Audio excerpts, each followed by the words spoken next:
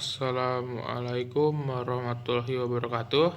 Perkenalkan, nama saya Muhammad Fatur Ilham.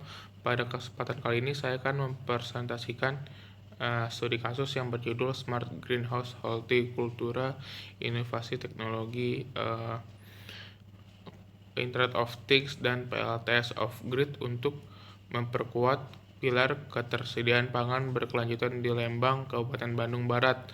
Saya memilih aspek teknologi karena perkembangan teknologi pertanian saat ini menjadi salah satu solusi untuk menjaga ketahanan pangan, khususnya pada pilar ketersediaan pangan.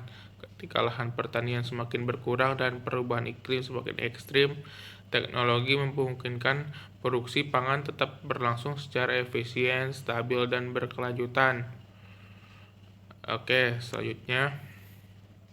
Lembang merupakan salah satu sentra hortikultura terbesar di Jawa Barat yang memasok berbagai komoditas seperti selada, tomat, cabai, paprika, dan sayuran lainnya ke wilayah Bandung, Jabodetabek, bahkan daerah lain. Namun terdapat tiga tantangan utama.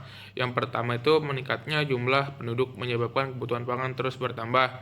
Yang kedua, alih fungsi lahan pertanian menjadi kawasan wisata dan pemukiman sehingga luas lahan produktif semakin berkurang. Ketiga, perubahan iklim seperti curah hujan yang tidak menentu dan kenaikan suhu meningkatkan resiko gagal panen.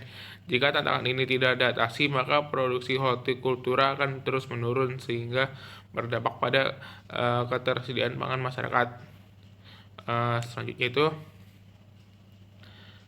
data pada slide menunjukkan data pada latar belakang itu menunjukkan bahwa luas lahan sawah di Kabupaten Bandung Barat mengalami penurunan dari 21 hektar pada tahun 2016 menjadi sekitar 18.000 hektar pada tahun 2023. Penurunan ini terutama disebabkan oleh ekspansi kawasan wisata dan pembangunan pemukiman. Selain itu, perubahan iklim membuat suhu dan curah hujan menjadi tidak stabil. Pada sistem pertanian terbuka, kondisi tersebut itu dapat meningkatkan resiko gagal panen hingga sekitar 40%.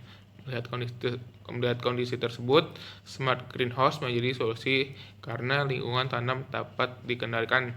Suhu, kelembapan, cahaya, hingga nutrisi tanaman dapat diatur sesuai kebutuhan sehingga tanaman tetap tumbuh optimal meskipun kondisi cuaca di luar tidak mendukung.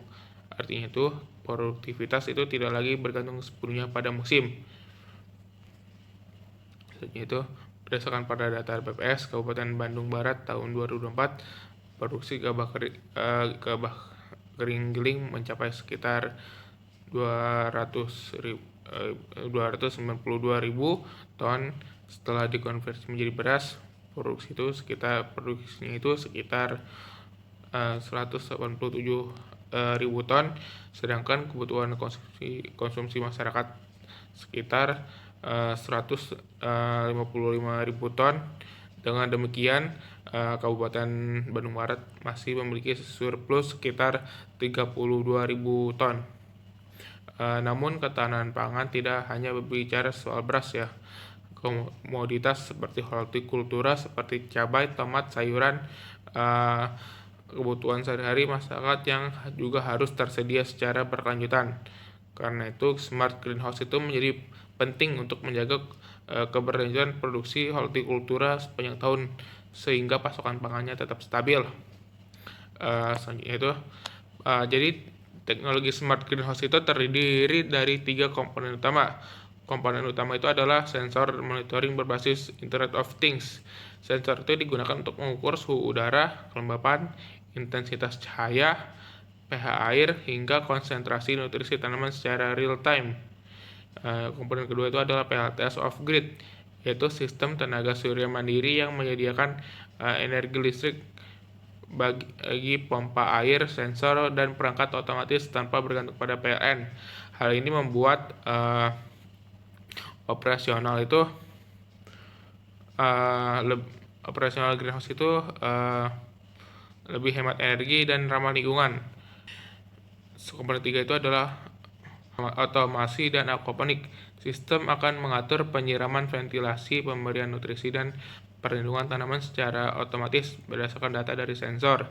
Dengan sistem ini, penggunaan air dapat jauh lebih efisien dibandingkan metode konvensional. Selanjutnya itu, cara kerja smart greenhouse itu dimulai dari sensor yang membaca kondisi lingkungan setiap saat. Selanjutnya itu, data dikirim melalui jaringan Internet of Things melalui cloud untuk dianalisis. Apabila sistem mendeteksi suhu terlalu tinggi, maka kipas atau ventilasi akan menyala. Jika kelembapan tanah berkurang, maka pompa akan menyala dan atau aktif. Semua aktivitas itu dipantau melalui smartphone, sehingga petani dapat mengetahui tanpa harus berada di lokasi greenhouse. Jadi itu keputusannya itu lebih cepat dan efisien. Selanjutnya itu ada implementasi smart greenhouse memberikan dampak terhadap pilar ketersediaan pangan. Produksi hortikultura dilakukan sepanjang tahun atau sekitar 365 hari secara berkelanjutan. Produktivitas tanaman juga dapat meningkat hingga sekitar 3 kali lipat per meter persegi dibandingkan metode konvensional. Selain meningkatkan hasil panen, teknologi ini juga mengurangi risiko gagal panen, menjaga kualitas hasil produksi, dan memastikan pasokan sayuran tetap tersedia bagi masyarakat sepanjang musim. Jadi smart greenhouse itu meningkatkan kuantitas sekaligus keberlanjutan juga dalam ketersediaan pangan. Oke, selanjutnya itu ada jadi keberhasilan smart greenhouse itu tidak hanya bergantung pada teknologi, tapi juga kolaborasi berbagai pihak ya. Pemerintah itu melalui kebijakan, pendanaan, dan penyuluhan. Perguruan tinggi itu mengembangkan penelitian serta inovasi teknologi. Lalu sektor swasta itu memberikan investasi dan dukungan bisnis. Sementara kelompok tani itu menjadi pelaksana utama dalam mengoperasikan teknologi tersebut. Jadi kolaborasi inilah yang menjadi dasar pengembangan pertanian modern yang berkelanjutan. Oke, selanjutnya itu. Jadi di beberapa implementasi nyata itu telah dilakukan di kawasan Lembang ya. Yang pertama itu adalah P4S Lembang Agri menetapkan monitoring greenhouse berbasis Internet of Things untuk mengoptimalkan kondisi tanaman. Yang kedua itu ada di tempat Wijaya Farm yang menggunakan PLTS off grid hingga kebutuhan energi dipenuhi dari energi surya atau matahari. Ketiga itu ada BUMDes Kayambon bersama kelompok wanita tani mengembangkan sistem aquaponik sebagai bentuk pemberdayaan masyarakat dan meningkatkan ketahanan pangan lokal. Jadi ketiga contoh itu membuktikan bahwa teknologi smart greenhouse itu dapat diterapkan secara nyata dan memberi manfaat secara langsung. Selanjutnya itu ada walaupun memberi manfaat, smart greenhouse juga masih ada tantangannya. Yang pertama itu adalah biaya investasi yang cukup tinggi. Yang kedua itu kemampuan digital sebagian petani masih terbatas. Selanjutnya itu ada perangkat Internet of Things memerlukan pemeliharaan secara berkala. Oleh karena itu diperlukan dukungan pembiayaan seperti KWR pertanian, pelatihan bagi petani, serta standarisasi perangkat agar biaya perawatan itu lebih murah dan mudah dilakukan. Oke, selanjutnya ada kesimpulannya. Oke, sebagai penutup, dapat disimpulkan bahwa smart greenhouse itu merupakan inovasi teknologi yang mampu memperkuat pilar ketersediaan pangan melalui peningkatan produktivitas, efisiensi penggunaan sumber daya, serta keberlanjutan produksi hortikultura. Integrasi Internet of Things, PLTS of Grid, sistem otomasi menjadikan pertanian lebih modern, hemat energi, hemat air, dan tidak tergantung pada cuaca. Namun keberhasilan implementasinya tetap membutuhkan sinergi antar pemerintah, perguruan tinggi, sektor swasta, dan masyarakat agar teknologi ini dapat diterapkan secara lebih luas dan mendukung ketahanan pangan nasional. Oke, sekian dari saya. Terima kasih. Wassalamualaikum warahmatullahi wabarakatuh.